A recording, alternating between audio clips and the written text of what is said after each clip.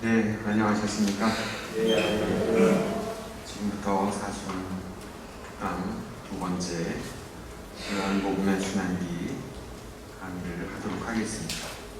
시작 기도로 주님의 기도 함께 바칩니다.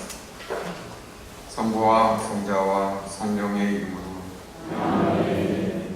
하늘에 계신 우리 아버지 거룩히 하시며 아버지의 나라가 오시며 아버지의 뜻이 하늘에서와 같이 땅에서도 이루어지소서. 오늘 저희에게 일용할 양식을 주시고 저희에게 잘못한 일을 저희가 용서하오니 저희 죄를 용서하시고 저희를 유혹에 빠지지 않게 하시고 악에서 구하소서. 아멘.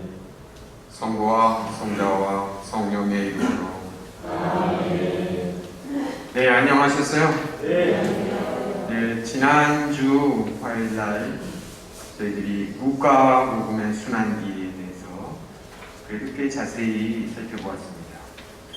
복음서의 순환기, 네 복음서의 순환기가 1년에 두 번씩 꼭 그 전례 중에 통으로 온전하게 여러분들도 참여하면서 복음서가 선포되는데 올해는 루카복음이었고 엊그제 주일날 루카복음 순환기였죠. 그리고 이번 금요일, 성금요일 십자가 전례 때는 매년 요한복음의 순환기가 선포됩니다. 그래서 오늘 여러분들에게 요한복음 순환기를 이제 조금 자세하게 보려고 하는데 유인물 다 가지고 계시죠? 네. 사실은 제가 지난주 목요일날 조금 큰 성당, 우리보다 조금 큰 성당에 가서 사순 특강을 했습니다. 루카복음 순환기를 가지고 했는데 깜짝 놀랐어요. 거기 이제 저희 본당보다 크니까 이 유인물을 한 150매 정도를 준비했는데 실제로 성당이 꽉 찼더라고요. 그래가지고 연신 사무실에서 이 프린트물을 복사해서 올리느라고 여러 차례 그랬는데 저희 본당은 지난번에 100매 인쇄했는데 한 10부 넘게 남았어요. 그러니까 한 90여 분이 오신 것 같은데 오늘 이렇게 보니까 뒤에 아직도 많이 남아있는 거 보니까 한 100분이 안 되시는 것 같아요. 좀 서운해요. 그런데 저한테 서운한 건 제가 알아듣겠는데 다음 주부터 하는 강의에 이렇게 조금 오시면 안 돼요. 그 주원준 박사를 초빙하게 된 결정적인 이유는 재작년에 교육 채널 EBS 방송에서 특강을 한 주일 동안 하는 거를 제가 직접 들었습니다.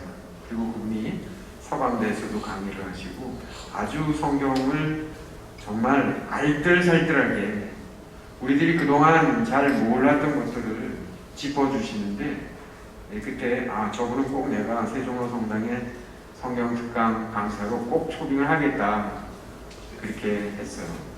그러니까 다음 주부터 많이 오셔야 됩니다. 제가 또 안 아시죠? 안 오시는 분들한테 원고하셔서 적극적으로 참여하시도록 해주시기를 부탁드립니다. 지난주 루카복음 때 이 순환기의 시작이 예수님께서 제자들과 함께 파스카의 이 파스카를 제자들하고 함께 하시는 장면부터 시작이 됐는데 요한복음의 순환기의 시작은 예수님이 잡히시는 장면입니다.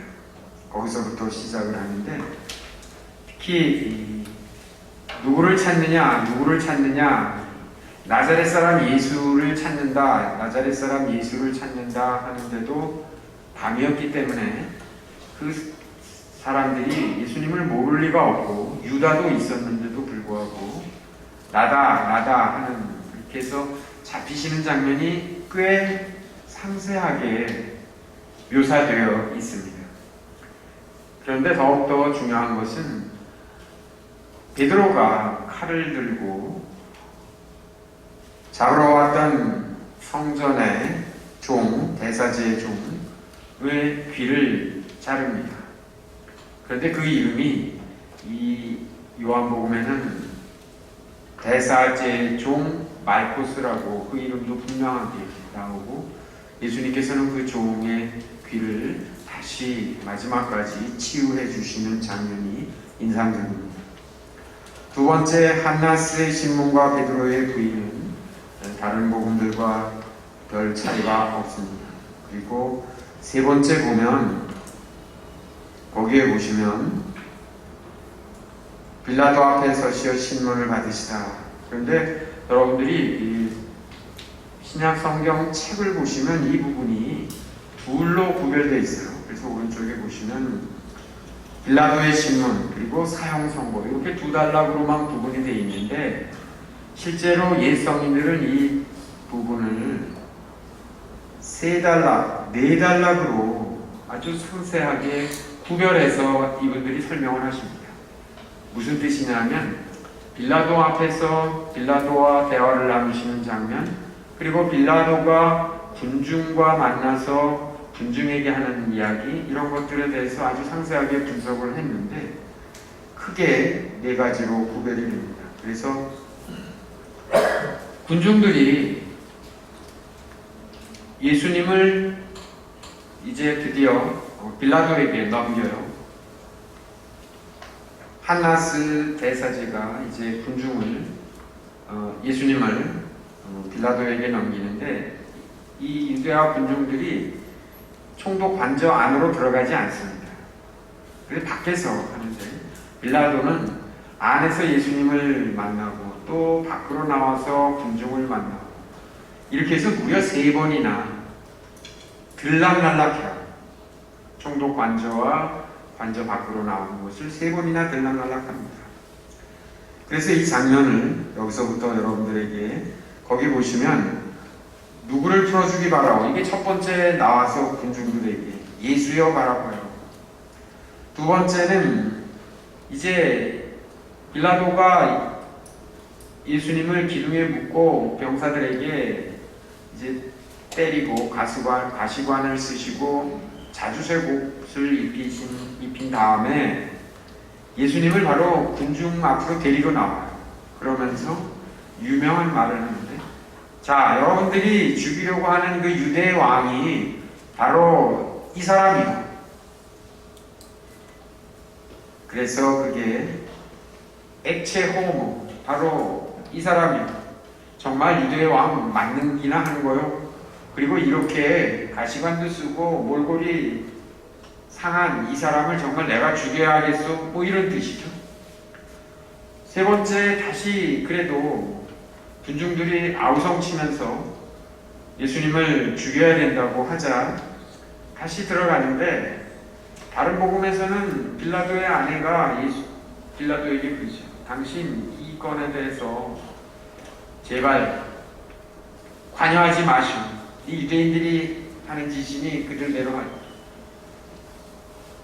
그러나 유대인들은 계속해서 예수님을 황제의 신하가 아니라는 위협까지 하면서 빌라도에게, 그러자 마지막으로 재판석에 서게 됩니다. 이 재판석이 이제 복음서 요한복음에는 리토스트로토스라고 하는 갑바다라는 재판석에 서면서 드디어 사형 판결을 내리는 장면이 이제 마지막으로 빌라도에 나오는데, 그래서 이 빌라도의 신문 과정이 이 요한복음에는 아주 상세하게, 근데 이 신문 과정에서 예수님이 대답하신 내용들도 아주 의미 있는 내용들이 정리됩니다. 첫 번째, 빌라도 앞에서 시어 신문을 받으시는데, 예수님에게 빌라도가 당신이 유다인들의 임금이요? 그러자 예수님이 내 나라는 이 세상에 속하지 않는다. 내가 임금이라고 내가 말하고 있다. 만약에 이 세상에 속한다면 천사들이 와서 나를 구출할 것이다. 그리고 마지막에 나는 진리를 증언하려고 태어났다. 그러자 빌라도가 진리가 무엇이요? 하고 묻는 장면입니다. 멜리톤이라는 성인은 이 부분에 대해서 진리는 지어지지 않고 만들어지지 않았으며 손재주로 표현된 존재가 아닙니다. 다시 말해 남에 의해 존재하게 된 존재가 아니라는 뜻입니다. 바로 그런 까닭에 주님을 진리라고 부르는 것입니다. 누구를 풀어주기 바라고 예수여 바라바요. 그러자 군중들이 소리칩니다. 아마 여러분들도 금요일 전례에 오시면 이 소리를 같이 함께합니다. 바라바를 풀어주시오. 바라바와 예수라는 이름 사이에는 신비한 대비점이 있습니다. 오리게네스 이 교구가 하신 말씀인데, 바라바라는 이름은 사람들의 영혼 안에 난동, 불화와 살인에 관한 생각을 일으키는 반면에, 예수라는 이름은 하느님의 아들, 평화, 말씀, 지혜 같은 것을 드러냅니다. 인간의 육체 안에는 이 둘이 한데 묶여 있습니다. 실제로 우리 한 사람 한 사람의 영혼 안에는 바라바라는 이름이 지니고 있는 그 악한 것과 예수 그리스도라는 이름이 지니고 있는 선한 것이 한데 우리 안에 묶여 있다. 이것은 참으로 인간적인 실존을 잘 해석한 말씀입니다. 자기 몸으로 사악한 일을 행하는 자는 누구든지 바라바를 풀어주고 그리스도를 묶는 자입니다. 그러나 선한 일을 하는 이는 누구든지 그리스도를 풀어주고 바라바를 묶습니다. 즉 빌라도가 유대인들에게 예수님을 풀어주려고 좋은 묘안을 묘책이라고 얘기하면서 나는 바라바를 풀어주고 싶은데 여러분들 생각은 어떠요? 바로 이 질문에 대한 답이 이스라엘 유대인들은 바라바를 풀어주기를 바랐던 것입니다. 두 번째, 그러자 빌라도 앞에 예수 다시 이렇게 안에 있는 예수님에게 채찍질을 가하고 가시나무 관과 자주색 옷을 입히고 군사들이 조롱합니다. 그러나 예수님에게서 죄목을 찾지 못하였다고 밝힌 빌라도는 이제 예수님을 발코니 앞으로 끌어내면서, 자, 여러분들이 주장하는 유대아의 임금 예수라는 분이 바로 이 사람입니다. 그래서 소개한 그분은 지금 말씀드린 대로 채찍질 당한, 그리고 가시나무 관을 쓴, 자주색 옷을 입은, 자주색 옷이라는 것은 황제 또는 임금의 상징이죠. 그리고 군사들의 조롱을 받은 몰골이 상한 예수님을 보고 그렇게 표현합니다. 그러자 사람들은 소리칩니다. 십자가에 못 박으시오. 그러자 빌라도는 이렇게 얘기합니다. 여러분이 십자가에 못 박으십시오. 사실 빌라도는 두려웠습니다. 세 번째, 다시 안으로 들어간 예수님께 이제 서로 다른 두 나라의 질문을 하게 되는데, 이때 주님께서는 어린 양으로서 침묵을 지키십니다. 실제로 빌라도는 자세히 조사하지 않았고 주님도 대답하지 않으셨습니다. 위험을 감지한 빌라도는 마치 조사하는 척 행동합니다. 재판석, 즉 리토스트로토스, 갑바다라는 재판석에 앉았다는 것이 그것입니다. 그 자리에 군중들은 다시 소리칩니다. 우리의 임금은 황제뿐이요. 그러자 빌라도는 예수님을 십자가에 못 박으라고 넘겨줍니다. 이 십자가에 못 박히시는 장면도 이 목자에 처음 보시면 4의 1, 4의 2, 4의 3 이렇게 3단계로 나눠져 있는데 한번 자세히 보겠습니다. 몸소 십자가를 지신 자,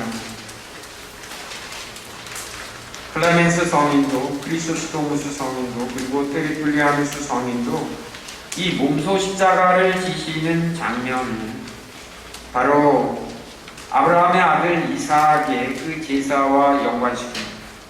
우리들이 이 말씀은 부활 성약 이삭 두 번째 구약의 독서에서 자세히 듣게 됩니다. 이삭은 아들인, 하느님의 아들인 주님의 예언입니다. 즉 이삭은 아브라함의 아들이고 그리스도는 하느님의 아들이며 이삭도 주님처럼 제물이었기 때문입니다. 그러나 그는 주님처럼 제물로 바쳐지진 않았습니다. 이삭은 주님께서 십자가 나무를 지고 가셨듯이 번제에 쓸 나무를 지고 갑니다. 그러죠. 이삭이 중간에 이 나무는 있는데 재물은 어디 있습니까? 아브라함이 이렇게 대답합니다. 하느님께서 마련해 주실 것이다. 그리고 도착하자 아브라함이 칼을 들고 이삭을 죽여서 제물로 바치려고 하자 하늘의 천사가 소리칩니다. 이제 너의 믿음을 알았으니 그대로 두어라. 그런데 마침 뿔이 덩굴에 걸린 숫 양이 있어서 그걸 제물로 바칩니다. 이삭이라는 말은 웃음이라는 뜻을 지니고 있는데 신비적으로 웃음으로써 주님의 피로 멸망에서 구원된 우리를 주님께서 기쁨으로 채워주시리라는 것을 예언했습니다. 이삭도 나무를 지고 갔지만 그분의 아버지가 원하셨기에 그 상태에서 끝났습니다. 그러나 주님의 경우엔 중도에 그치는 일이 아니었습니다. 예언이 아니라 실제였기 때문입니다. 데르툴리아누스는 더 자세하게 이렇게 설명합니다. 아브라함의 아들 이삭은 하느님께서 그를 희생제물로 바치라고 명령하셨을 때 자신이 번제물로 바쳐질 제사에 쓸 장작을 직접 지고 갔습니다. 그러나 이 일은 그리스도에 의해 완전하게 성취되도록 남겨진 신비였습니다. 그래서 이삭은 그가 지고 간 장작과 함께 지켜지고 대신 덤불에 걸린 숫양이 번제물로 바쳐졌습니다. 그러나 그리스도께서는 머리에는 가시관을 쓰고 십자가의 양 뿔을 꽉 쥐신 채 당신의 나무를 몸소 어깨에 지고 가셨습니다. 모든 일을 위하여 희생제물이 되시기로 선택하셨기 때문입니다. 그래서 몸소 십자가를 지신다는 의미가 이러한 구약의 완성된 구약 예언의 완성 뿐만 아니라 그 의미가 무엇인지를 이 세 성인들은 우리들에게 잘 가르쳐주고 계십니다. 드디어 해골토에 도착합니다. 해골토라는 말은 라틴어로 갈바리아인데 우리말 표현으로는 기억, 가로 표시되지만 라틴어로는 키읔입니다. 칼바리아. 근데 실제로 머리터이고 골고다라는 뜻입니다. 즉 지난번 루카복음에서도 이 해골터는 바로 낙원에서 추방된 아담의 무덤 자리로 여겨졌었죠. 그래서 여러분들이 우리 그 순교자들이 지니고 있던 십자보상 무덤에서 우리 순교자들 무덤에서 발굴된 그 옛 십자보상을 보시면 예수님의 발 밑에 이렇게 해골이 표현되어 있어요. 박물관에 보시면 보실 수 있는데 그때는 바로 예수님이 죽음을 입으시고 또 아담의 죄로 인해 죽음이 왔는데 그 죽음을 밟고 일어서신 분, 이런 의미의 그 십자보상 예수님의 발 밑에 지금도 그런 십자가는 우리나라에서 요즘에는 안 보이는데 서양에 가면 가끔 볼 수 있습니다. 사형 선고를 받은 이들의 머리를 자르던 곳이고 첫 인간, 즉 아담의 해골이 그곳에 묻힌 까닭에 붙인 이름입니다. 즉 두 번째 아담, 그 십자가에서 떨어진 그리스도의 피가 처음으로 지어졌고 그곳에 묻힌 첫 번째 아담의 죄를 씻었습니다. 그리하여 사도의 말이 이루어졌는데 에베소서 5장 14절에 바오로 사도가 잠자는 사람아 깨어나 죽은 이들 가운데서 일어나 그리스도께서 너를 비추시리라 하신 말씀이 바로 그 말씀이라고 예로니모 성인은 알려주십니다. 여기에서 아우구스티노 성인은 여기다 명패를 붙이죠. 십자가에 이제 못을 박은 다음에 십자가에다 예수님의 명패 이름을 붙이는데 거기에 유대왕 나자렛 사람 예수라는 명패를 붙이는데 그 명패와 관련해서 동방 박사들과 빌라도가 진짜 임금을 알아본다라고 설명을 하는데 이들은 다른 민족이었습니다. 동방 박사들은 하늘에서 별을 보았고 빌라도는 십자가의 명패를 썼습니다. 그러나 이들은 모두 다른 민족들의 임금이 아니라 유대인들의 임금을 찾아왔고 알아보았습니다. 이처럼 이미 예시가 있었습니다. 주님께서도 말씀하셨습니다. 많은 사람이 동쪽과 서쪽에서 모여 하늘나라에서 아브라함과 이삭과 야곱과 함께 잔치상의 자리를 잡을 것이다. 그러나 하느님 나라의 상속자들은 바깥 어두움으로 쫓겨나 거기에서 울며 이를 갈 것이다. 마태복음 8장의 내용. 동방 박사들은 동쪽에서 와 유대인들의 임금이 일어남, 즉 태어나심을 증언했고, 빌라도는 서쪽, 로마는 당시 이스라엘에 비해서 서쪽에 있죠. 서쪽에서 와 유대인들의 임금이 짐, 즉 돌아가심을 증언했습니다. 그들은 하늘나라에서 성도들과 함께 잔치상의 자리를 잡을 것입니다. 비록 그들은 육으로는 이 성도들에게서 나지 않았지만 믿음으로 그들에게 접붙여졌습니다. 올리브나무에 접붙여질 야생 올리브나무가 이처럼 이미 예시되었습니다. 그 다음, 통으로 짠 속옷, 예수님의 옷을 나누어 가지라. 다른 복음의 순환기에서는 예수님의 겉옷을 병사들이 제비를 뽑아 나누어 가졌다, 이렇게 묘사되어 있는데, 이 요한복음에서는 이게 굉장히 상세하게 표현되어 있습니다. 예수님의 옷이 네 몫으로 나뉘었습니다. 즉 겉옷을 네 사람의 병사들이 나누어 가죠. 바로 네 몫으로 나뉜 것은 세상의 네 지역, 즉 동서남북이요, 모두로 퍼져나갈 그분의 복음을 상징합니다. 그런데 찢어지지 않고 온전히 남는 예수님의 속옷은 그분의 신성을 나타냅니다. 그분의 신성도 서로 다른 본성이 합쳐진 것이 아니기에 나뉘지 않습니다. 그러니 그분을 사랑한다면 당신 옷을 나누어 가지게 하신 그분의 육체를 나누어 가지십시오. 이것은 바로 신자들에게 권고하는, 그리스도의 몸을 나누어 가지십시오. 우리가 성체를 영할 때 묵상할 만한 말씀입니다. 그분께 여러분 마음의 문을 여십시오. 근데 그 옷이 요한복음에는 아주 상세하게 묘사되어 있습니다. 속옷이죠. 솔기 없이 위에서부터 통으로 짠 속옷, 나뉠 수 없게 결합되어 있는 일치의 성사를 드러냅니다. 또한 위에서부터 내려오는, 다시 말해 하늘과 아버지에게서 내려오는 일치를 담고 있습니다. 그 옷은 그리스도를 입은 우리 백성의 통일성이 있는 조화를 보여줍니다. 그분은 당신 옷의 표징과 성사로 교회의 일치를 선포하셨습니다. 우리들이 성사의 원천, 즉 하느님 아버지로부터 내려온 성사의 원천에 대해서 이것저것 따지면서 의심을 품는 자들에게 스피리아누스 성인이 일가를 내시면, 위에서 짠 것이라는 말도 이유 없이 들어있는 것이 아닙니다. 십자가에 못 박히신 분은 인간에 지나지 않는 이가 아니라 위에서부터 온 신성도 지니신 분임을 선언하는 상징적 표현입니다.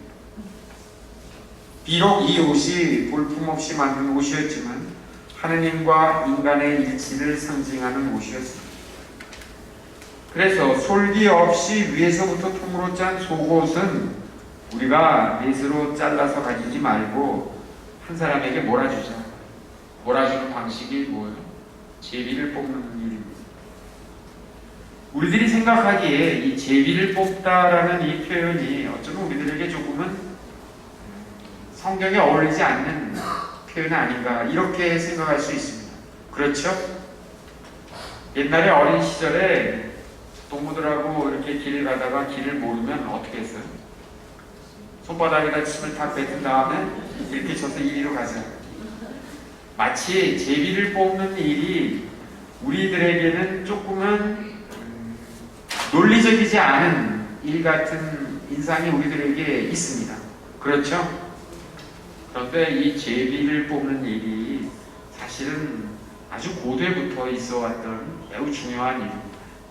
인디언들도 그랬지만 고대 민족들은 대부분 하늘의 뜻을 알아보는 일에 바로 이 제비를 뽑는다라는 표현과 동일시 있습니다.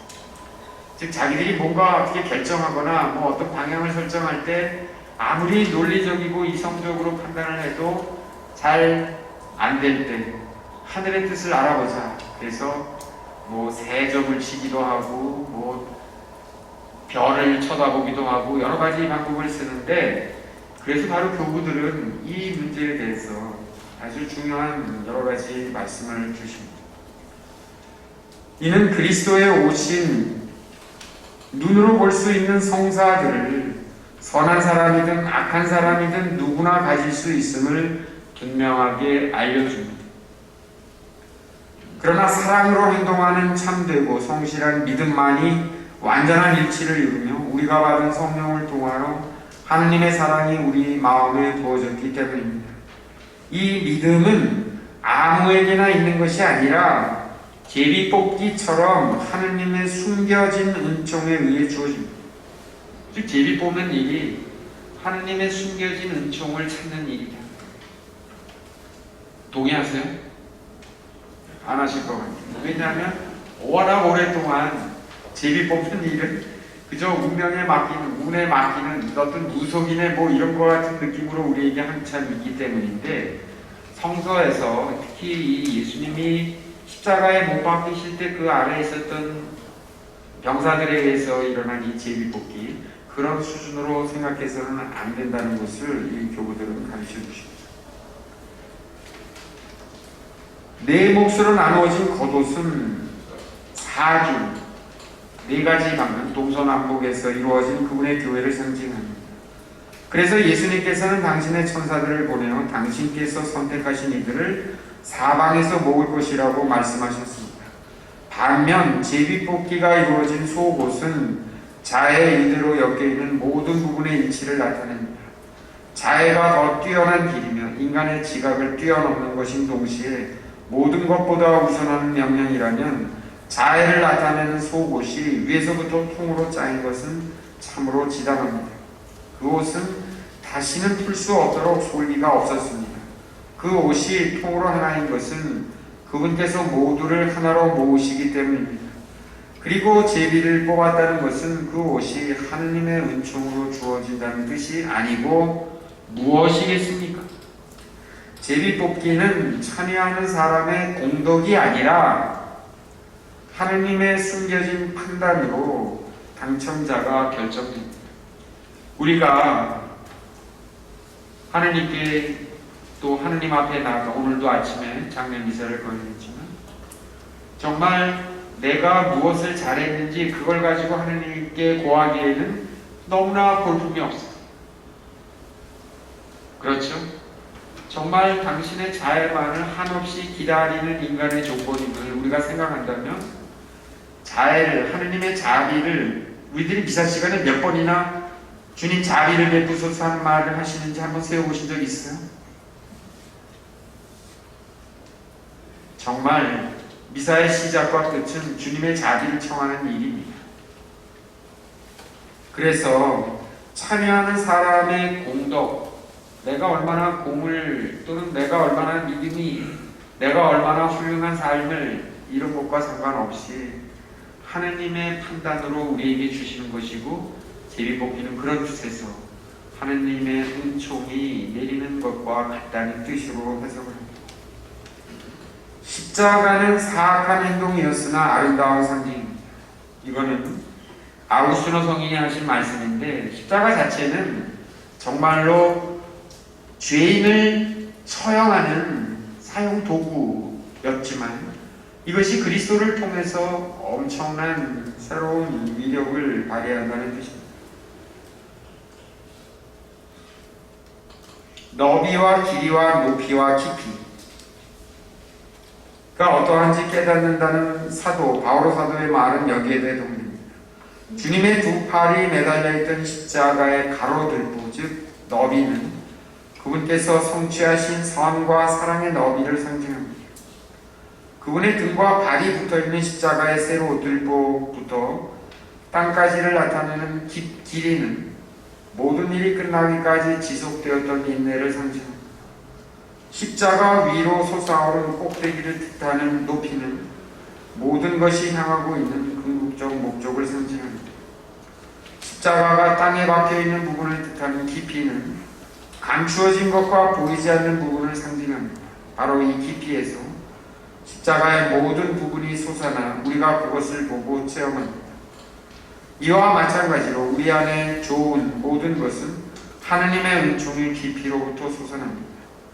그래서 그리스도의 십자가는 그리스도 예수님께 속한 이들은 자기 육신을 그 욕정과 욕망과 함께 십자가에 못 박았습니다. 실제로 바울 사도가 갈라디아인들에게 한 말씀이 있고, 우리가 세례 받을 때 독서도 바로 이 부분을 하는데, 우리는 십자가에서 돌아가신 그분과 함께 죽었고 부활하신 그분과 함께 부활합니다. 이 말이죠. 다들 알다시피 그리스도를 가리키는 상징이 그리스도의 십자가 말고 무엇이 있습니까? 신자들의 이마에건, 그들을 새로나게 하는 물에건, 성유에건, 또는 그들에게 자양분을 주는 성사에건 그 표시를 않는 한 이 가운데 어느 것도 삶에 유익한 것이 되지 못합니다. 이럴 즈음에 어떻게 사악한 자들이 저지른 일이라고 해서 유익한 일을 나타내지 않는다고 말할 수 있습니다.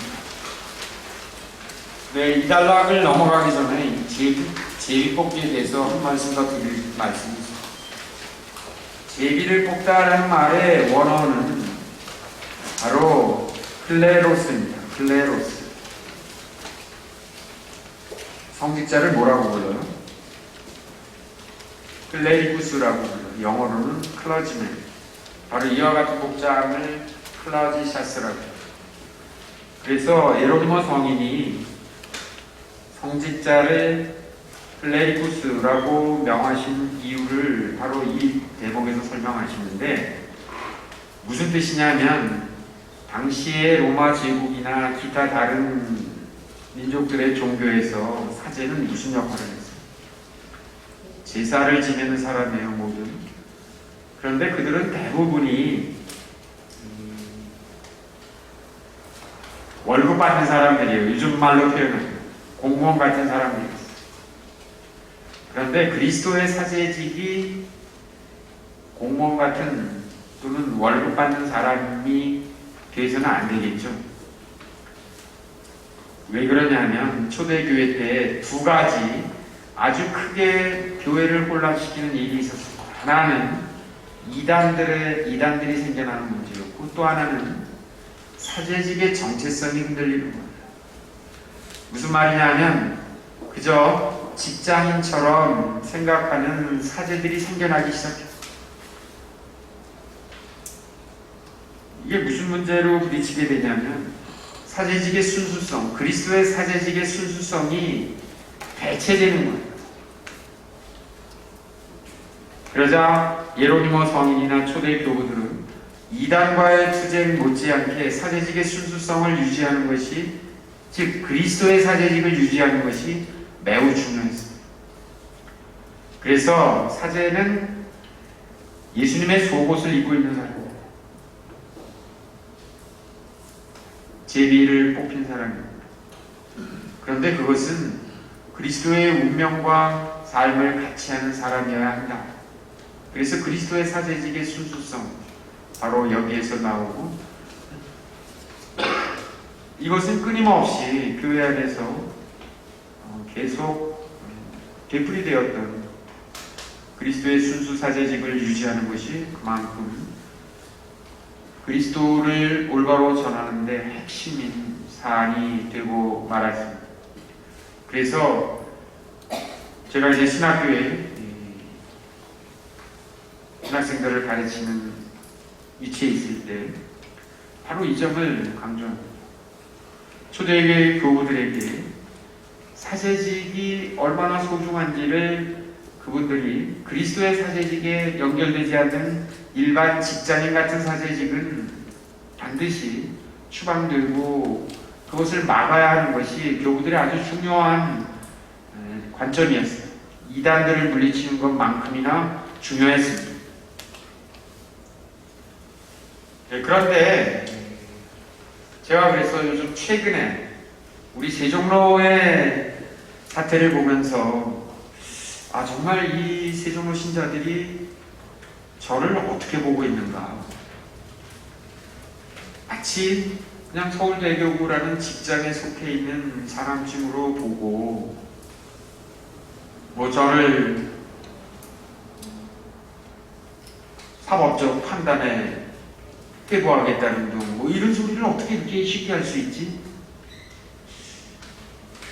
그래서 사실은 오늘 이 요한복음의 이 제비를 뽑는 문제와 관련해서 우리 세종모 신자들에게 사제직이 무엇인지는 꼭 좀 알려주고 싶습니다.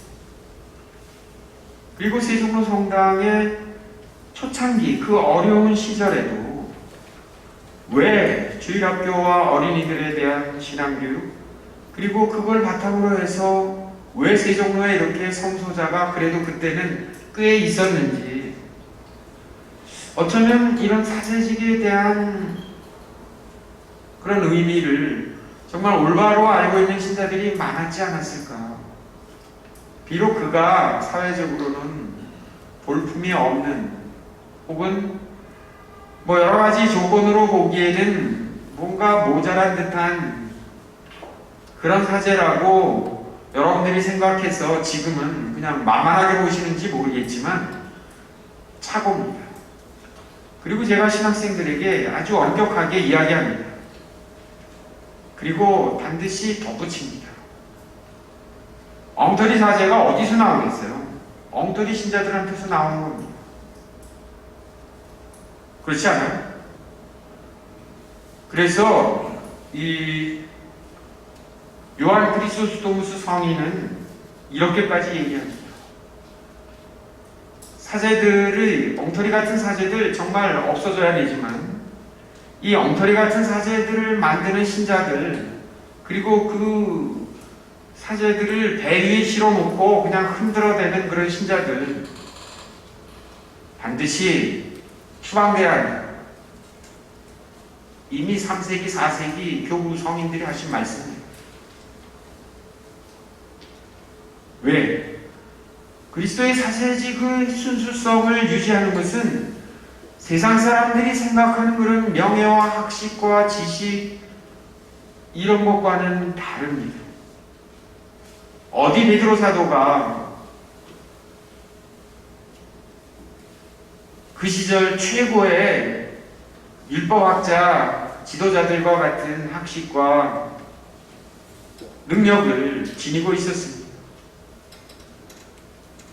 저는 그래서 이 제비를 뽑았다는 이 말이 단순히 제가 서두에 시작할 때는 마치 어린 시절 치기 어린, 아니면 요즘 사람들이 하는 그런 하늘의 뜻을 물어보는 방식, 그러나 옛사람들에게는 매우 중요했습니다.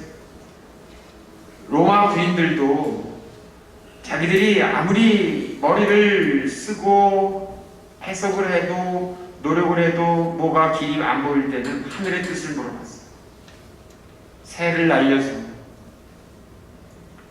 그래서 여기서도 예수님의 그 십자가 아래에서 병사들이 예수님의 옷을 제비를 뽑아 나누어 가지고, 특히 속옷을, 그것을 옛 교부들은 아주 중요한 상징으로 후에 그리스도 사제직의 본질로, 즉 그리스도와 일치되어 있는 속옷이 어떤 옷이에요? 글자 그대로 자신의 몸과 밀착되어 있는 옷이에요. 그래서 이태리 말로는 인티모라고도 표현해요. 요즘에 하도 이놈의 그 무슨 방송이죠? 상업방송에서 하도 속옷 광고를 많이 하다 보니까 그런 브랜드도 있더라고요. 즉 그리스도와 일치되어 있는 바로 그것, 그리고 운명처럼 예수님과 일치되어 있는 사람이어야 한다. 이거는 과제입니다. 저나 우리 황시민님께도 과제입니다. 그러나 그 과제를 올바로 실현하려면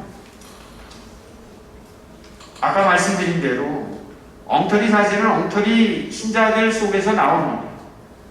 훌륭한 사제는 훌륭한 신자들 사이에서 나옵니다. 그 사람이 어디 하늘에서 떨어진 사람이 아닙니다. 네, 그리고 이제 이 말은 여기까지 합니다. 예수님이 십자가 아래서 바로 요한복음에만 있는 예수님의 말씀 중에 하나입니다. 어머니를 부탁하시는 이야기. 아들의 십자가 앞에 선 예수님의 어머니. 그것이 소위 스타bat 마ter dolorosa인데 바로 스타바스 서 있다라는 뜻이죠. 바로 여기 있는 성화 그림. 돌로로사는 고통스러움입니다. 예수님께서는 십자가에 매달려 계시면서도 당신 어머니를 제자에게 맡기심으로써 목숨을 다할 때까지 모든 방법으로 부모를 보살피라고 가르치십니다. 예수님께서는 전에 성모님이 때에 맞지 않는 행동을 했을 때 언제? 요한복음 2장 4절에 나오는 카나의 기적 혼인잔치 때 일이죠. 여인이요 저에게 무엇을 바라십니까? 이게 그때 카나의 혼인잔치에 같이 참여해서 성모님에게 하신 말씀. 뭐라 그러셨어요 성모님? 얘야 이 중대한 혼인잔치에 포도주가 떨어졌다는구나. 그러자 예수님이 하신 대답입니다. 누가 내 어머니고 누가 형제들이냐. 이거는 마태오복음에 나오는데 제자들이 지금 저기 스승님 어머니하고 형제들이 와서 스승님을 찾고 있습니다. 그랬더니 예수님이 하신 대답이 누가 내 어머니고 누가 내 형제들이냐. 그러나 여기서는 당신께서 어머니를 얼마나 사랑하시는지 보여주시며 사랑하시는 제자에게 어머니를 맡기십니다. 주님의 어머니 마리아는 아들의 십자가 앞에 서 계셨으며 주님이 어머니에게 말씀하신 사실을 요한복음사가 많이 우리에게 알려줍니다.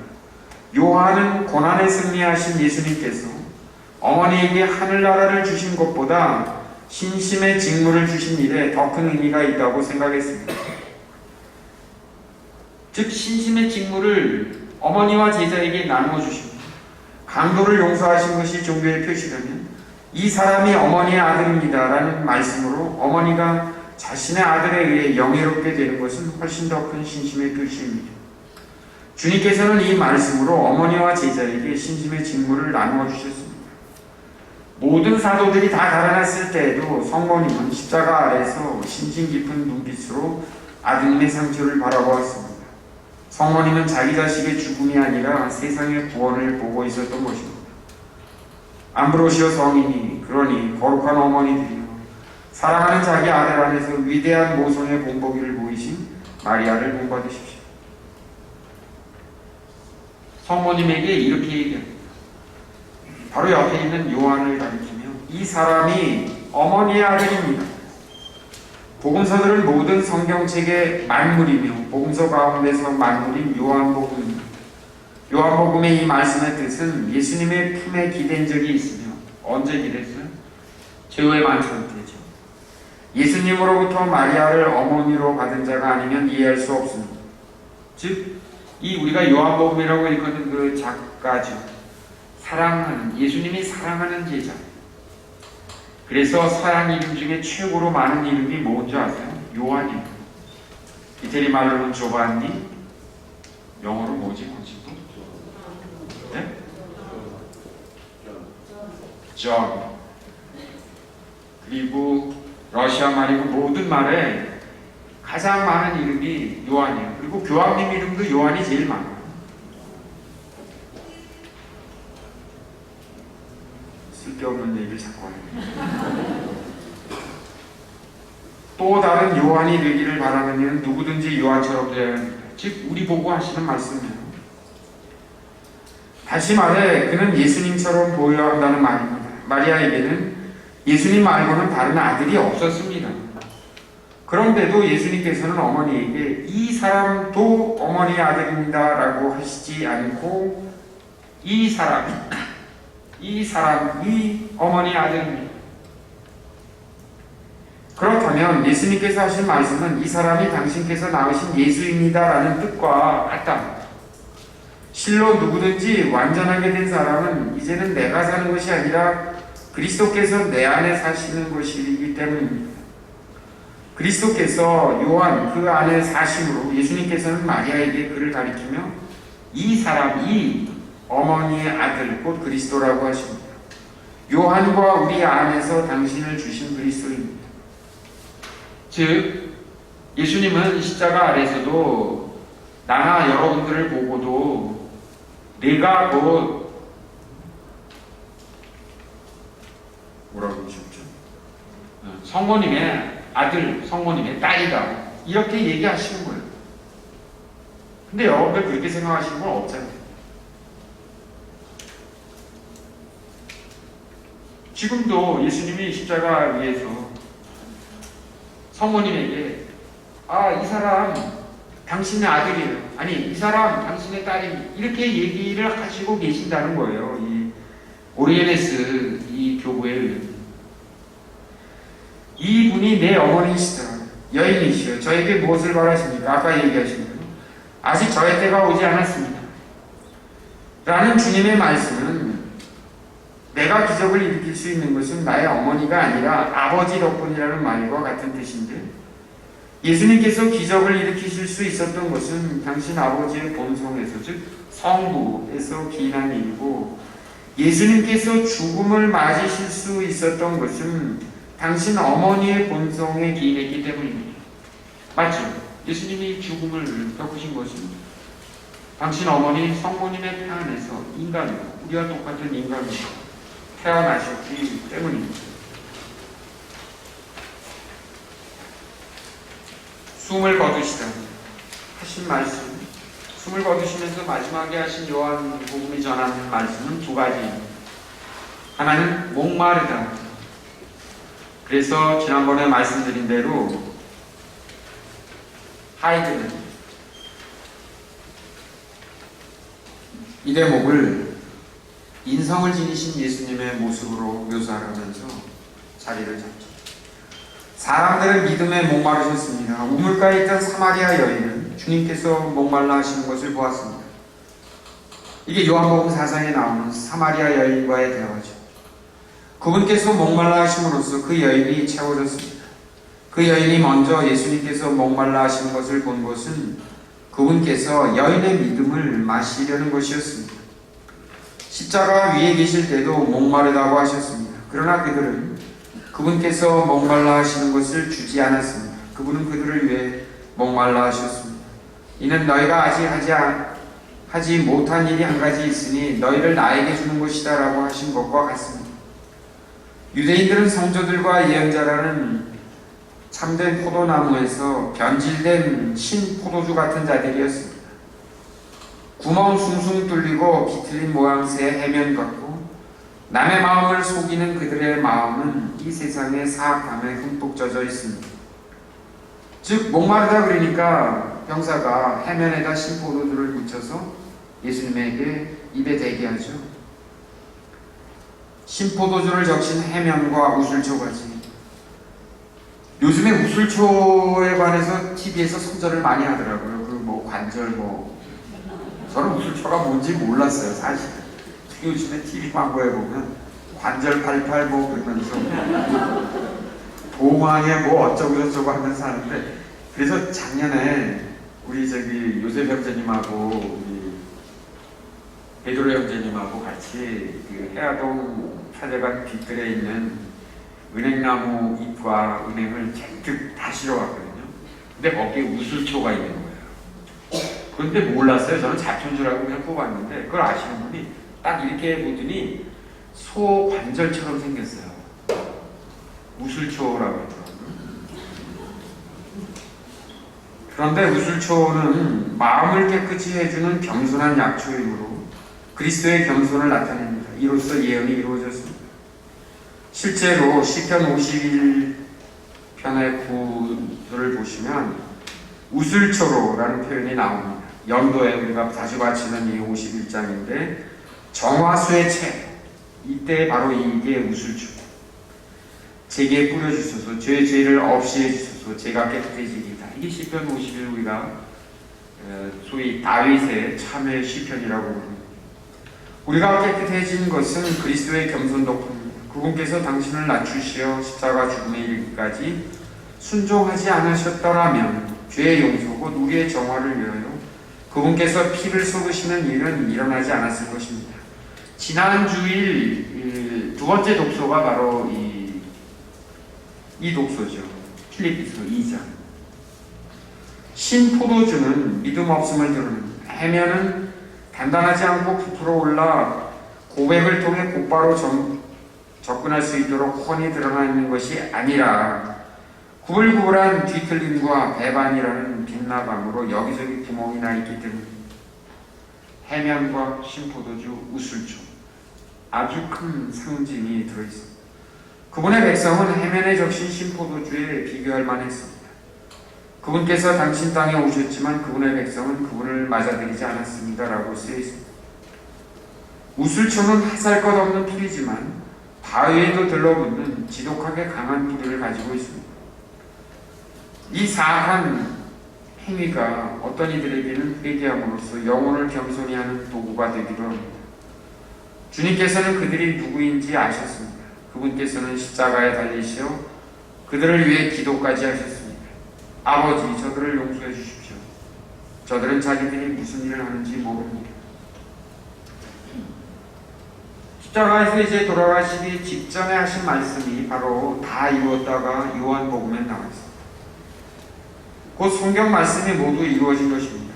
병로한 이 백성에게서 더 겪을 일은 없습니다. 나는 내가 겪게 되리라고 예고한 일을 모두 견뎠다. 약함의 신비가 모두 이루어졌다. 권능의 증거가 입증되는 일만 남았다는 뜻입니다. 주님께서는 숨을 거두심으로 사흘날에 다시 일어날 당신의 육체에게 평화로운 잠이라는 휴식을 주셨습니다. 다 이루어졌다는 말씀은 신비가 완성되었기 때문입니다. 글로 기록된 일들이 이루어진 것입니다. 죄가 용서되었습니다.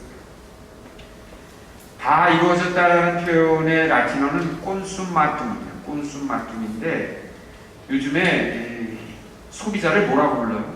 영어로 컨슈머라고 불러요. 소비하는 사람, 어리 같아요. 그러니까 하느님이 우리와 같은 인간이 되시어 이 땅에 오셔서 이제 다 소모하셨다. 인간으로서의 모든 일을 다 남김없이, 하나도 남김없이 다 소모되었다. 이런 의미도 같이 갖고 있는 어원의 뜻입니다. 고개를 숙이시며 숨을 거두셨다. 예수님께서는 큰 소리로 아버지께 제 영을 아버지 손에 맡깁니다. 이게 루카복음에 나오는 예수님의 일곱 말씀 중에 하나인데 하이드는 이거를 맨 마지막 일곱 번째 말씀으로 놓죠. 스스로 육체를 떠나셨습니다. 그분께서는 꾸물거리는 죽음을 기다리지 않으셨습니다. 오히려 죽음을 쫓아가 몰아세우며 도망치는 그것을 당신 발로 짓밟으셨습니다. 그분은 어둠 속에 있는 죽음의 나라의 영원한 문들을 부수시고 죽음의 착고에 매여 그곳에 갇혀있는 죽은 이들이 다시 생명으로 돌아오는 길을 만드셨습니다. 그분은 겉보기로만 돌아가신 것이 아니라 그것은 진짜 죽음이었습니다. 그분의 영은 소멸하지 않았습니다. 그것은 영원하고 불멸하는 영이기 때문입니다. 다만 육체가 다 소모되었다. 에너지가 다 소모되었다고, 인간의 에너지가 소모되었다. 이런 뜻으로도 포함할 수 있습니다. 그러나 그 영을 지녔던 분은 실제로 돌아가셨고 그분은 돌아가시면서 당신의 영을 아버지께 맡기셨습니다. 나는 목숨을 내놓을 권한도 있고 그것을 다시 얻을 권한도 있다. 당신께서 분명히 말씀하셨듯이 생명을 내놓을 권한을 지니고 계셨습니다. 그분은 겸손하게 고개를 숙이시며 영을 거두셨습니다. 그분은 고개를 들고 다시 일어나심으로써 생명을 다시 얻을 것입니다. 이 죽음과 고개 숙임은 위대한 권능의 행위입니다. 착한 목자께서 양들을 위해 목숨을 내놓으셨습니다. 여러분의 목자는 죽음으로 여러분에 대한 사랑을 증명하신 것입니다. 그분의 죽음은 그분 스스로 선택하신 것입니다. 그분은 불사의 존재이시지만 당신께서 죽음을 맞는 것을 허락하셨습니다. 그분은 당신께서 처형당하심으로써 당신의 원수에게 유죄를 선고하고 죽음으로써 문을 여시어 당신의 모든 양들을 위하여 이제 죽음을 정복하였습니다. 그러한즉 착한 목자께서는 양들을 위하여 자신의 목숨을 내놓음으로써 한 마리 양도 잃지 않았습니다. 그분은 그들을 버린 것이 아니라 안전하게 지키셨습니다. 그들을 버려둔 것이 아니라 당신을 따르라고 그들을 부르셨습니다. 그리고 죽음의 길에서 그들을 인도하여 한때인 이 세상의 저지대를 지나 생명의 풀밭으로 데려가셨습니다. 이게 우리가 장례 미사 때마다 독서를 읽고 난 화답송으로 부르는 주님은 나의 목자, 아쉬울 것 없어라. 바로 그 의미입니다. 준비일과 예수님의 시신. 준비일, 세상의 창조가 완성된 것이 엿새날이고 이렛날은 하나님이 쉬셨습니다. 그것이 쉬는 날 곧 안식일입니다. 예수님께서는 신포도주를 드신 다음 다 이루어졌다고 말씀하셨습니다. 이는 내가 세상을 회복시키는 일을 모두 완수하여 엿새날의 일이 완전하게 되었다는 뜻입니다. 그분께서는 안식일에는 여덟의 날에 일어날 부활을 기다리며 무덤 안에서 쉬십니다. 그래서 실제로 부활을 전하는 첫 단어가 바로 여덟째, 그러니까 한 바퀴 돌았죠. 7일이라는 한 주간이 지난 다음 날. 그래서 이거는 재창조라는 말씀하고도 맞습니다. 예수님의 다리는 그대로 두고 죄수들의 다리만 부러뜨립니다. 그들이 빨리 죽게 해 안식일 전에 십자가에서 시신을 내리기 위해서였는데, 그러나 예수님께서는 이미 숨지셨고 이는 놀라운 일입니다. 십자가에 달린 사람은 금방 죽지 않고 오래 고통을 겪기 때문입니다. 그래서 빨리 사망하게 하기 위해서 부러뜨립니다. 주님을 장사 지내도록 시신을 내달라는 청을 받았을 때 빌라도도 예수님께서 이렇게 빨리 돌아가신 사실을 의아하게 생각했다고 마르코복음에 써 있어요. 칼에 찔리지 않아 오랫동안 십자가에 매달린 채 엄청난 고통을 겪게 되어 있었던 예수님께서는 아버지께 기도하셨고 아버지께서 그 기도를 들어주셨습니다. 엘리 엘리 레마 사바카니 하고 부르짖으셨다고 하는데, 이는 번역하면 저의 하느님 저의 하느님 어찌하여 저를 버리셨습니까? 하이드는 이 말씀을 정중앙에 네 번째 말씀으로 두죠. 그래서 이거를 신성과 인성의 충돌, 그러나 하느님께 자신을 맡기십니다. 아버지, 제 영을 아버지 손에 맡깁니다. 아버지께 부르짖자마자 아버지께서 받아주신 것입니다. 또는 자신의 목숨을 내놓을 권한을 지니신 분으로서 당신께서 원하실 때 그것을 내놓으신 것입니다. 유대인들이 자비의 마음에서 죄수들의 다리를 부러뜨린 것이 아니라 단지 안식일이 다가오고 그 안식일은 휴일이었으므로 시신이 십자가에 매달려 있지 않게 하려고 그랬을 것입니다. 창으로 그분의 옆구리를 찔렀다. 그러자 곧 피와 물이 흘러나왔다. 바로 이 대목이 요한복음의 순환기에 아주 중요한 핵심입니다. 육체가 죽으면 피가 옮기며 깨끗한 물이 나오는 법은 없습니다. 이건 아마 옛날 우리 연령의 회원들이 시신을 영할 때 다 체험할 수 있는. 그런데 예수님의 시신에서는 놀라운 일이 일어났습니다. 일반적으로 죽은 시신에서 흘러나오지 않는 것, 곧 피와 물이 흘러나왔습니다. 이는 죽었으면서도 생명의 원천을 우리에게 쏟아부어 줄 수 있는 이 육체 안에 존재하는 권능이 지닌 위대한 생명의 힘을 우리가 알도록 일어난 일입니다. 바로 이 점에 대해서 암브로시우 성인은 부활절 찬가 어린 양의 축제라는 제목으로 창에 찔린 옆구리에서 밀물처럼 쏟아져 나온 기쁜 소식이라는 제목으로 찬가를 지으신 게 있는데, 한번 집에 가셔서 차근차근 음미하시면서 읽어보시기 바랍니다. 바위이신 그리스도를 치다. 네, 이 표현은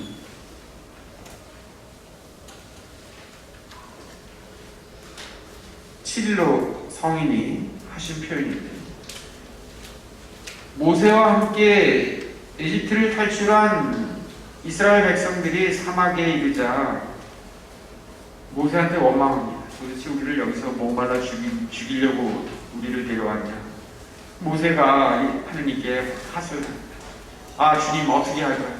이 변덕스러운 백성을 어떻게 해야 합니까? 그래도 당신이 살려주셔야 하지 않겠습니까? 하자 이제 하느님이 내 지팡이로 바위를 쳐라. 그럼 거기서 물이 나올 것이다.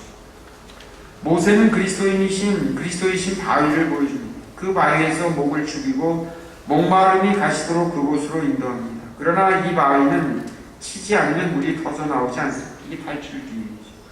그리고 그것을 치면 강물이 흘러나옵니다. 목마른 사람은 다 나에게서 와서 마시라. 나를 믿는 사람은 성경 말씀대로 그 속에서부터 생수의 강들이 흘러나올 것이다. 그리스도께서 십자가에 못 박히신 뒤 새 계약의 강물이 그분에게서 흘러나왔습니다.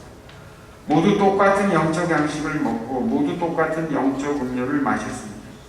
그들은 자기들을 따라오는 영적 바위에서 솟는 물을 마셨는데 그 바위가 곧 그리스도이셨습니다. 라는 바오로 사도의 말도 이것을 가르칩니다. 칠루스 성인이 아닙니다. 오리게네스입니다. 교보입니다. 모세시대의 표징의 시작은 피와 물이었습니다. 이 말은 뭐냐면 파라오한테 가서 우리 떠날 거다. 그러니까 하느님이 뭐라고요? 틀림없이 파라오가 완고해서 처음에는 떠나게 해줄 것처럼 그러지만 허락 안 합니다. 그러자 처음에 하느님이 파라오를 징벌한 게 이 피와 물이었습니다. 예수님의 모든 표징 가운데 마지막도 피와 물이었습니다. 처음에 모세는 강물을 피로 바꿔 놓았습니다. 그리고 마지막에 주님께서는 당신 옆구리에서 피와 물을 흘리셨습니다. 복음서를 보면 구원의 세례는 다음 두 가지입니다. 하나는 깨우친 이들에게 물을 통해 주어지고 두 번째는 박해 때 거룩한 순교자들에게 그들 자신의 피를 통해 주어집니다. 세례와 순교. 그래서 세례에서든 순교에서든 그리스도를 위해 행한 고백의 은총을 확인해 주기 위해 구원의 옆구리에서 피와 물이 흘러나온 것입니다. 요한복음사가의 표현을 신중합니다. 쳤다거나 상처를 입혔다고 하지 않고 그분의 옆구리를 찔렀다고 뚫려서 구멍이 난 것입니다. 이로써 생명의 문이 열렸습니다. 그리고 그것을 통해 우리가 참 생명으로 들어갈 수 있는 유일한 길이 교회의 성사들이 흘러나왔습니다. 옆구리를 찌르자 피와 물이 흘러나옵니다. 그 피는 죄의 용서를 위해 흘린 피였습니다. 그 물은 구원의 잔에서 섞입니다. 실제로 여러분들은 잘 모르시겠지만 포도주와 물을 가지고 성체로 변환시키기 전에 이 성사계 준비할 때 포도주를 따르고 물 한두 방울을 합칩니다. 그러면서 사제가 속으로 이렇게 기도합니다. 주님의 인성과 신성이 합치되어 있듯이 우리도 그리스도의 신성이 합치될 수 있도록 해주십시오라는 기도를 속으로 합니다. 이 일은 노아가 홍수에서 살아남을 짐승들이 들어오도록 방주의 옆면에 문을 만들라는 지시를 받은 일로 이미 구약에 예시되어 있습니다. 이 짐승들은 교회를 예표하는데 방주의 문을 예시하는 것은 여자가 잠든 남자의 옆구리에서 만들어진 일입니다. 하나님이 인간을 창조하신 두 번째 이야기가 이게 아담이 혼자 너무 심심해 보이니까 아담을 푹 재운 다음에 잠자는 아담의 갈비뼈에서 빼낸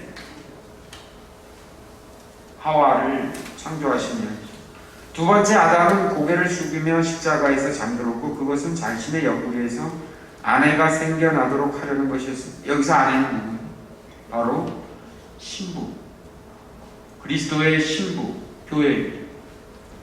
아담의 갈비뼈와 그리스도의 옆구리에서 나온 신부, 그분의 옆구리에서 피와 물이 흘러나왔다고 합니다. 이것은 그분의 교회입니다.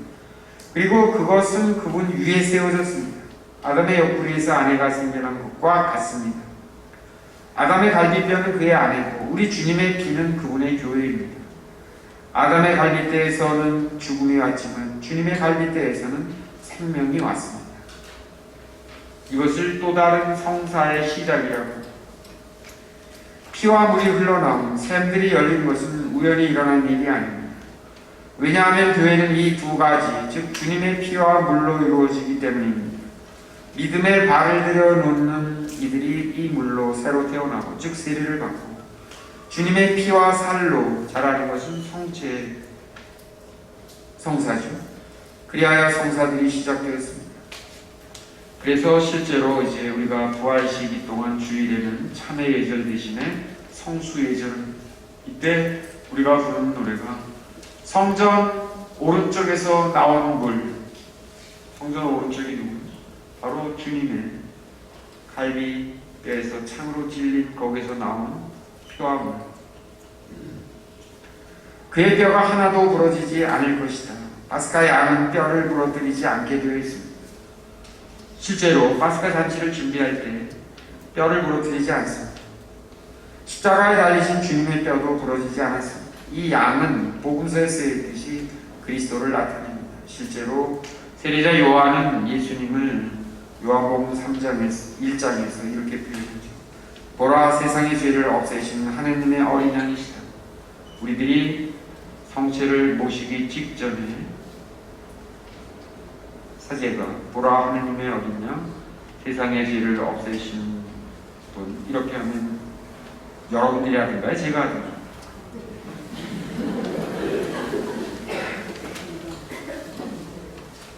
파괴자를 피하기 위해 문설주의 피로 표시했듯이, 즉 하느님이 이스라엘 백성을 탈출시키기 위해서 그 집에 건너서 파스카 문설주에다 표시를 하면 하느님이 치지 않으셨죠. 그 문설주에 표시가 안 돼 있는 맞이는 모조리 치셨어요. 사람들은 이마에 주님의 순환을 나타내는 표시를 함으로써 구별됩니다. 이미 지난주에도 말씀드린 적이 있어요. 그들은 자기들이 찌른 일을 바라볼 것이다. 성경 70인역, 이게 70인역이라는 말이 무슨 뜻이냐면 원래 히브리 성서가 있었죠. 근데 디아스포라, 여기저기 흩어져 사는 사람 유대인들을 위해서 히람 말로, 그 BC 2세기경 히람 말로 쓰여진 성서가 70인역인데, 그때 당시는 히람 말이 전 세계 세계적인 언어였기 때문에 그들은 나를 곧 자기들이 조롱한 일을 바라볼 것이더라고 되어 있고, 라틴어 번역 성경에는 그들은 자기들이 조롱하고 모욕한 나를 바라볼 것이다 라고 되어 있습니다. 그러나 모두 하나의 영에서 나온 점을 생각할 때 이런 표현의 차이는 중요하지 않습니다. 이 낱말들은 그리스도의 십자가 처형을 더욱 분명하게 묘사할 뿐입니다. 묻히시다. 이미 묻히시는 장면에 대해서 지난주 루카복음에서는 이 묻히시는 일과 예수님의 탄생을 똑같이 비교하면서 설명을 드렸습니다. 그런데 여기서는 간단하게 12사도들은 한 사람도 구문을 장사 지내지 않았습니다. 유대인들이 두려웠기 때문입니다. 아마도 일흔 제자 가운데 하나였을 요셉도 두려웠지만, 즉 아리마테아 요셉이죠. 니고데모와 함께 예수님을 죄수로서가 아니라 유대인의 관습에 따라 위대하고 존경할 만한 분으로 합당한 장사를 치른 것입니다. 매우 깊은 사랑을 보여줍니다. 예수님의 시신을 아마포로 감쌌다. 아마포는 깨끗함을 뜻하며 깨끗한 생명을 감싸는 데 적합합니다. 그래서 성령께서는 예수님께서 묻히신 곳은 새 무덤이었으며 그분께서는 깨끗한 아마포에 감싸이셨다는 사실을 성경을 통해 조심스럽게 알려줍니다. 주님의 몸을 은실이나 금실로 짠 천이 아니라 깨끗한 아마포 위에서 축성하는 것이 교회 관습으로 지켜졌습니다. 새 무덤. 이 무덤은 바위를 깎아 만든, 즉 마테오, 마르코, 루카에 쓴 바위를 깎아 만든 새 무덤은 마테오와 요한입니다. 아직 아무도 묻힌 적이 없는 무덤은 루카와 요한에서 나타나는데, 이는 그분의 탄생이 다른 어떤 탄생보다 순수했으니 그분의 시신도 여기저기서 가져온 돌들로 짜맞추어 통일성을 갖추지 못한 무덤이 아니라 바위 하나를 통째로 깎아 만들어 통일성을 지닌 새 무덤에 묻힘으로써 장래도 상징적인 순수함을 지녀야 마땅했습니다. 예수님께서 참으로 묻히셨음을 증언하고 있습니다. 그분의 원수들도 그분께서 묻히신 것을 보아야 했습니다. 그들이 무덤을 봉하고 경비병들을 두어 지키게 한 것은 실제로 장례가 치러졌다는 증거입니다. 그리스도께서는 당신의 부활만 아니라 당신께서 죽어 묻히셨다는 사실도 고백의 대상이 되기를 진정으로 바라셨기 때문입니다. 그래서 우리가 사도신경에도 죽으셨다는 것이 명백하게 나와 있습니다.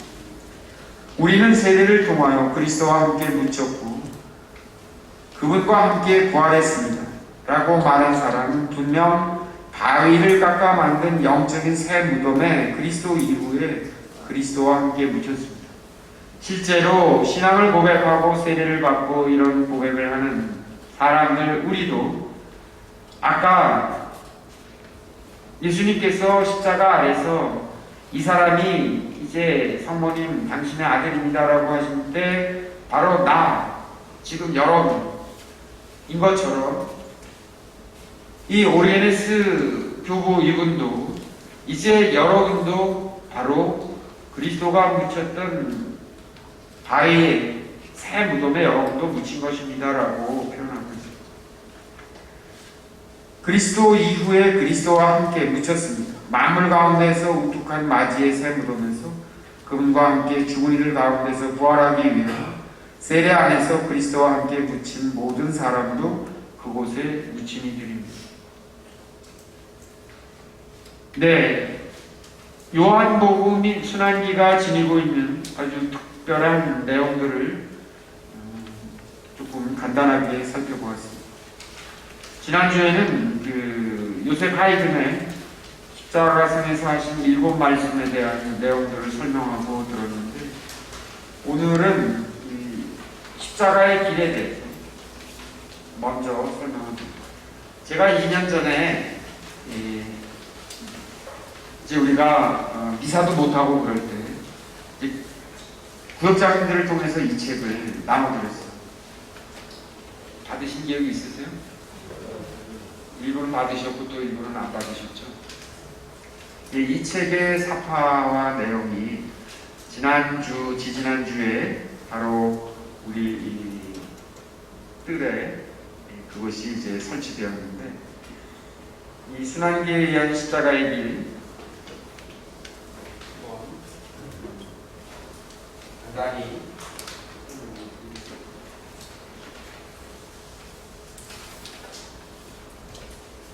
여러분이 들고 계신 유인물에 보시면 사실 이 십자가의 길은 1991년, 92년 로마 콜로세움에서 성금요일 요한 바울 2세 교황님이 직접 주재하신 십자가의 기도 때 쓰신 기도인데 마침 제가 그때 로마에 있었기 때문에 이 책을 어렵사리 구해서 가지고 왔습니다.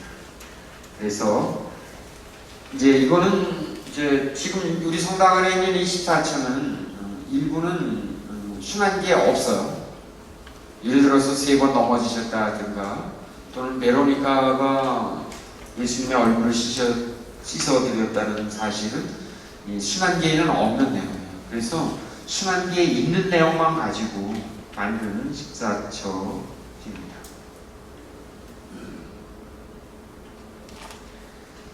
네, 1처는 겟세마니에서 기도하시는 장면인데 2장면이죠. 하나는 천사가 지니고 있는 이 눈물의 잔, 이 잔을 제게서 치워주십시오 하고 기도하시지만 당신 뜻대로 하십시오. 제 뜻대로가 아니에요. 조금 이따 내려오셔가지고 세 제자는 어땠어요? 불을 잡고 있어요. 이제 때가 됐다. 가자. 2처는 유다로부터 배반당하시어 붙잡히시는 예수님이신데 유다가 표시를 어떻게 해요? 뺨에 키스를 하죠. 여기 많은 군사들이 이제 굽니다. 여기 베드로가 있는 것 같아요. 그래서 제가 여기에다 해당되는 복음 기절을 놨습니다. 혹시 이 책이 없으시더라도 성경책을 가지고 요 부분을 가지고 기도하시면 이 기도를 하실 수 있어요. 최고위의 가야파가 드디어 예수님을 심판하죠. 이때 이 밑에 사람들이 이 사람이 성전도 허물겠다 그랬고 뭐 여러 가지로 하느님의 아들이라고 자칭 그랬다. 이게 이제 최고의회에서 심판받으신 예수님입니다. 3처였죠. 4처는 베드로에게 부인당하시는 장면이죠. 베드로가 있고 하인하고 이런 사람들이 지금 당신 저 사람하고 같이 다닌 사람 아니야? 그리고 5처에서는 이 빌라도에게서 사형 선고를 받으시는데 이게 빌라도 부인이에요. 그리고 나는 이제 이 일에 관여하지 않겠어. 당신들이 알아서 십자가에 못 박든지 하시오. 손 씻는 장면. 6처에서 채찍질과 가시관으로 고통받으시는 장면이 여기 군인들이 가시관을 쓰셨어요. 그리고 그 장면에 빌라도가 그 채찍질 당한 예수님을 이제 관저 밖으로 이렇게 서시면서 바로 이 사람이요, 당신들이 유대인의 왕이라고 하며, 그래서 이 사람들이 뭐라고 해요? 바로 처형하시오, 죽이 십자가에 못 박으시오. 7처는 십자가를 지십니다. 아까 십자가를 지시는 주님에 대한 설명을 상세히 말씀드렸습니다. 8처는 키레네 사람 시몬이 대신 져주죠. 키레네 사람 시몬, 십자가의 영광을 나누어 받은 사람입니다. 그리고 9처에서 바로 옆에 예루살렘의 여인들을 위로하시는데, 이 장면은 루카복음에만 있어요. 나를 위해 울지 말고 너희들의 자녀들을 위해서 울어라. 그리고 10처에서는 십자가에 못 박히십니다. 두 강도들도 있죠. 11처, 우리가 이건 지난 시간에 루카복음에 나오는 가장 복음의 핵심 가운데 이 강도가 다른 강도를 나무라면서 주님께 오늘 저녁에 저도 데려가십시오. 그러자 예수님이 약속하십니다. 회개한 강도에게 낙원을 약속하십니다. 12처, 바로 오늘 이제 여러분들에게 들려드릴 스타bat 마테 돌로로사, 십자가 위에 예수님, 어머니 마리아와 제자, 여기 사랑하는 요한이 있었고, 어머니 여인이시여, 이 사람이 당신의 아들입니다. 그리고 제자에게는 이제 당신의 어머니이시다. 숨을 거두시는 장면에 거두시고 나서 창으로 찔리십니다. 무덤에 묻히시는데, 무덤에 묻히셨을 때, 이 무덤에 묻히실 때 같이 있었던 사람들은 여인들이었어요. 그래서 지난 시간 여인들이 비록 용맹함은 모자랐지만 주님을 끝까지 하는 데에서는 최고의 열정이었다, 이런 말씀으로 됐습니다. 예, 오늘 또 여러분들에게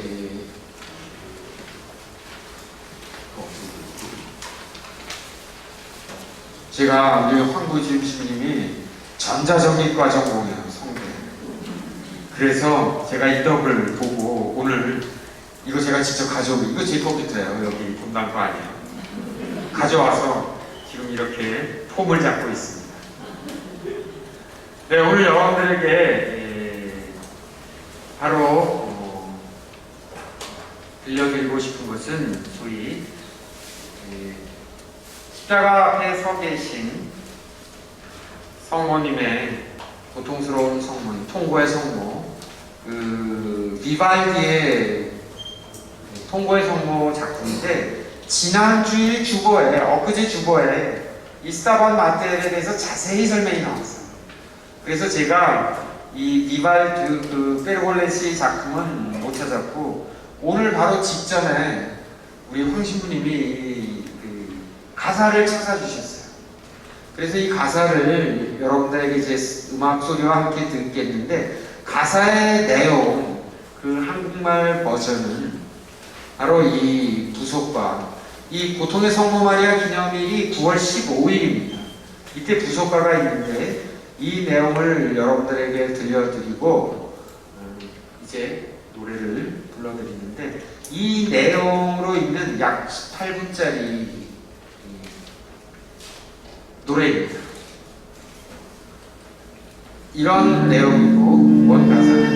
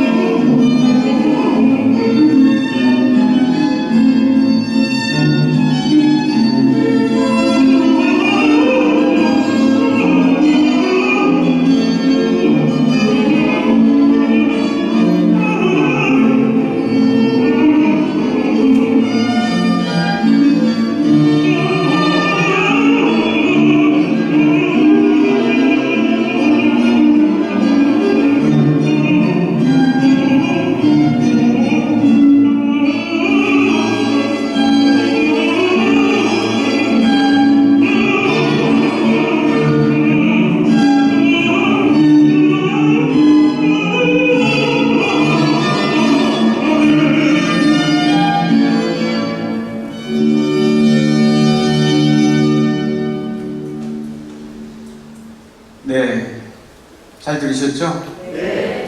그 하이 소프라노가 아니고 이 중저음 소프라노인데 제가 원래 가지고 있던 CD였어요. 근데 오늘 황주임 신부님이 부주임 신부님이 아니 글쎄 이 여기 지금 그 인터넷 주소가 나오죠. 아 이것이 그 인터넷에 찾으시면 이 노래도 들으실 수 있다고 그렇게 들을 수 있다고 얘기를 하더라고요. 그러면서 이 저기 부속가도 저에게 알려주셨는데 여러분들도 한번 이거 인터넷에 들어가서 들어보시고 근데 비발디의 작품도 있습니다.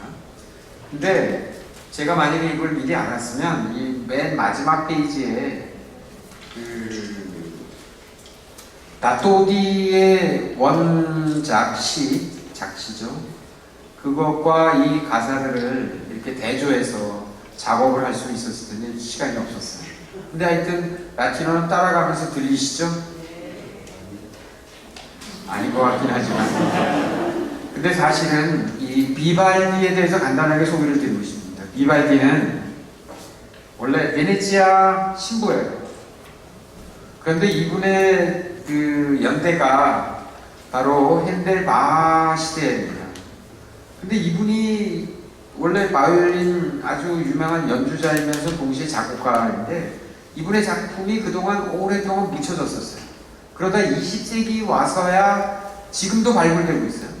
대표적으로 여러분들이 4개, 봄, 여름, 가을, 겨울 그것만 들으시지만 실제로 이 통고의 스타반 마테르 돌로로사도 아주 괜찮은 유명한 작품이고 원래 어제 그제 그 주보에 여기에 대해서 상세하게 잘 나와 있습니다. 근데 거기에 그 원래 곡 가사 또 나와 있는데 이걸 잘 맞춰보도록 하겠습니다. 그래서 오늘 마지막으로 이제 기도 대신에 이 비발디 작품 중에 아모로소 즉 사랑스러움이라는 작품이 있는데 그냥 여러분들에게 마침 기도 겸 또 한번 제가 잘 들었으니까 제가 감명 깊게 들었으니까 여러분도 그럴 거라고 생각하면서 들려드리도록 하겠습니다. 네, 여러분들 수고하셨고 다음 주부터 이어지는 성경 특강에 여기 꽉 채우셔야 돼요. 네? 다른 분들한테 얘기하셔야 돼요. 저한테는 뭐 제가 뭐 미워서 안 오셨다고 봐도 제가 뭐 그렇게 서운하지가 않은데 그 우리 주 교수님 아주 정말 훌륭한 강의입니다. 많이 참석해 주시기 바랍니다.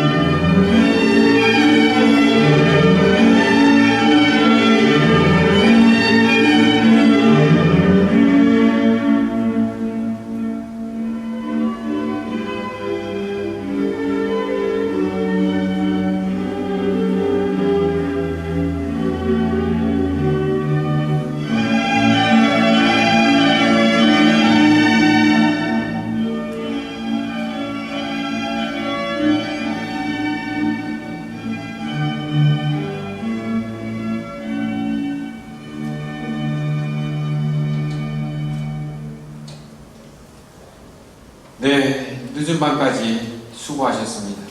부활의 그 활기찬 기쁨 대신에 이 비발디의 사랑스러움이 저는 여러분들에게 부활 메시지가 되어주셨으면 좋겠습니다.